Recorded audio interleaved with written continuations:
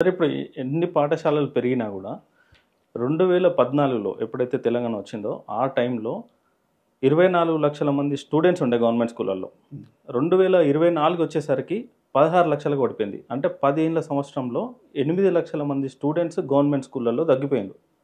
ఇది ఉపాధ్యాయుల తప్ప లేకపోతే గవర్నమెంట్ తప్ప మీరు ఏమనుకుంటున్నారు దాని గురించి?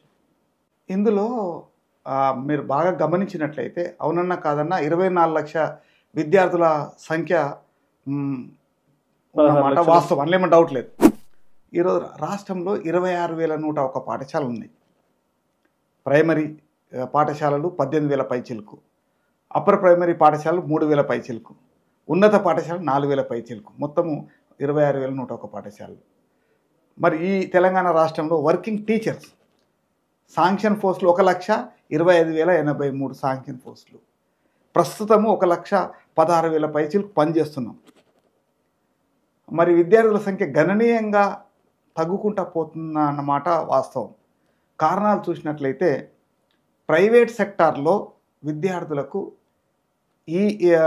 ఈ పాఠ్యాంశాలే బోధించాలా, ఈ పద్ధతులే బోధించాలని లేదు. మరి ఈ గత 10 సంవత్సరాలు గమనించినట్లయితే ఎస్సీఆర్టీ వచ్చిన ఆదేశాలు ఉపాధ్యాయునికి స్వేచ్ఛ లేకుండా, ఉపాధ్యాయుడు తరగతి గదిలో ఏం బోధించాలా, ఎలా విద్యార్థికి నైపుణ్యాలు అందించాలా, విద్యార్థికి ఏమి చెప్పాలన్నా మరి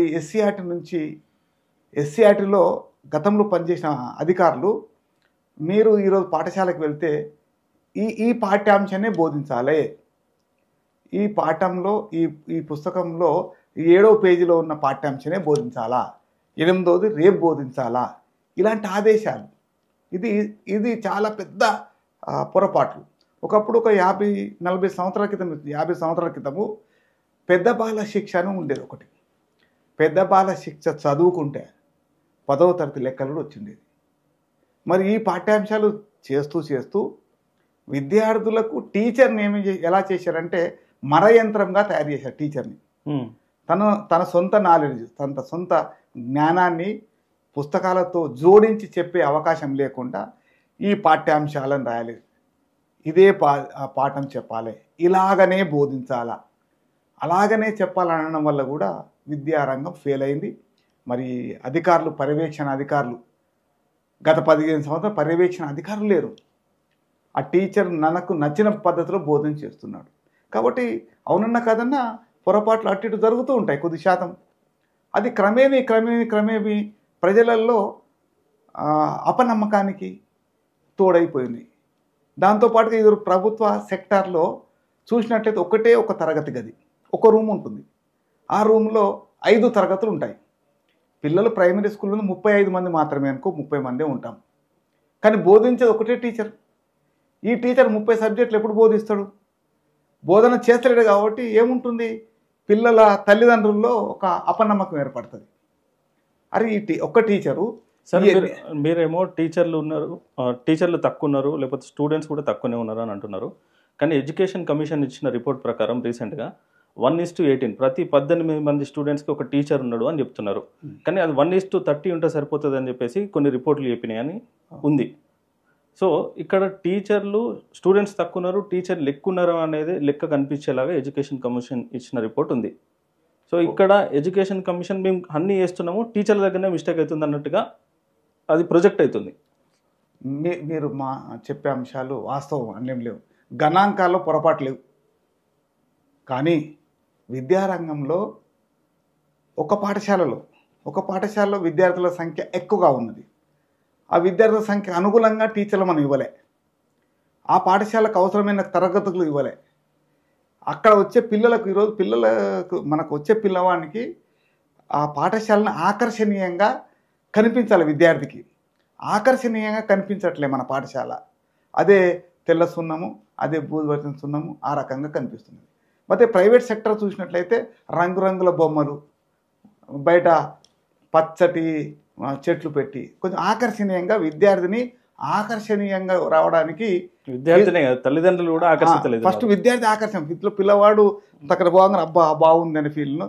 ఆ తర్వాత పేరెంట్స్లో కూడా ఉన్న పరిస్థితి, పిల్లవాడికి డ్రెస్సింగ్ కానీ, షూ వేసుకోవడము, టై కట్టుకోవడము, పిల్లోడిని అలా బస్సులో వెక్కించుకొని తీసుకువెళ్ళడము, ఇదంతా కూడా కొంచెం హైఫై కల్చర్కు అది కూడా మనిషి అది సొసైటీలో కూడా పక్కింటి పేరెంట్స్ పక్క మాట్లాడుకుంటే మీ పిల్లవాడిని ఎక్కడ పంపుతున్నావు అనగానే నేను పలానా ప్రైవేట్ స్కూల్ పంపుతున్నా, మీరు ఎక్కడ పంపుతుంటే నేను ప్రభుత్వ పాఠశాల.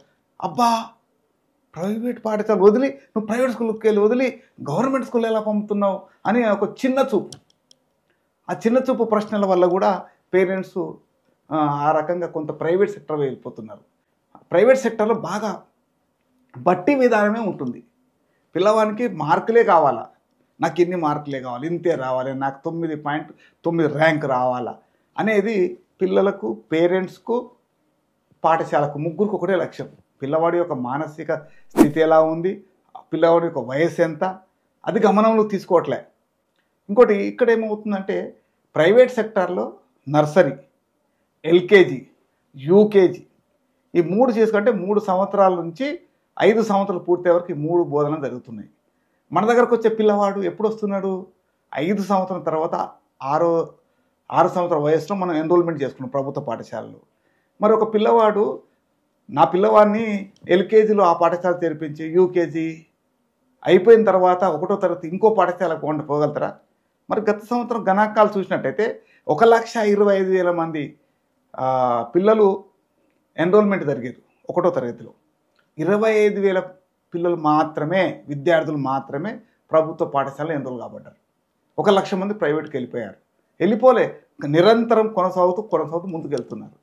ఇక్కడికి వచ్చేవరకు ఏముంది, మేమంతా అంగన్వాడీలకు మాకు అనుసంధానం చేస్తాము, ఆ పిల్లలు వస్తారంటే అంగన్వాడీ ఎక్కడుంది, మా పాఠశాల ఎక్కడుంది?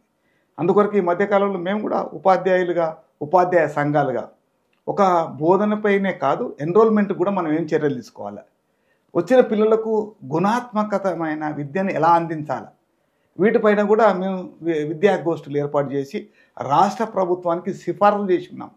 అయ్యా, విద్యా కమిషన్ సిఫార్సులు మేము వద్దంటలేం, కానీ మా సిఫార్సులు మేము గమనంలోకి తీసుకోండి అని చెప్పాము. ఎందుకంటే విద్యార్థికి నాణ్యమైన విద్య బోధించకపోతే వ్యవస్థ, భవిష్యత్తు తరాలని మనం అంతరం చేసినట్లే.